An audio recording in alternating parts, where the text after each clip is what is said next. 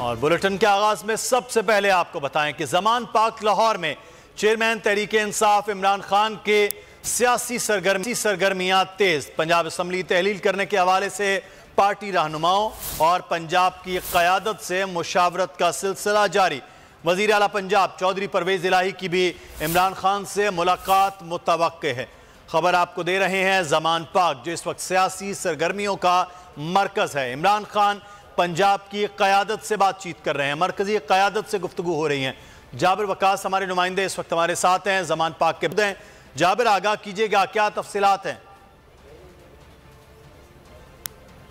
Park में जो है वो आज दो बड़े रहनुमा जो है वो आए और उनसे मुलाकात हुई इमरान खान साहब की, डॉक्टर यास्मीन राशिद और हमाद अजहर साहब ने उसके बाद मीडिया टॉक भी की, जिसमें खास तौर पर जो है वो तमाम पुराने दरीना जो कारकुनान हैं उनसे राब्ते के बारे में बात की गई और उनसे ये कहा गया कि जिस नज़रिए के तहत पिछले इलेक्शन लड़ेंगे उसी तरह उसी नज़रिए और उसी ताकत के साथ ये इलेक्शन लड़ेंगे। और ख़ास तौर पर पंजाब असम्बली के अंदर इस वक्त जो असम्बली है उनके साथ राब्ता, फिर उसके बाद मुमकिन जो भी असम्बली की तहलील के हवाले से एक्शन होगा और उस वक्त अपोजिशन का तोड़ करने के लिए जो भी हिकमत अमली होगी इस हवाले से अरकान असम्बली के साथ राब्ते में रहने का कहा गया है। लेकिन इसके साथ साथ मैं आपको ये भी बताऊं कि जिस तरह एक शख्स के बारे में तारीख में मशहूर है कि उसने जिस चीज़ को हाथ लगाया वो सोना हो गई, इसी तरह खान साहब अगर किसी चीज़ के ऊपर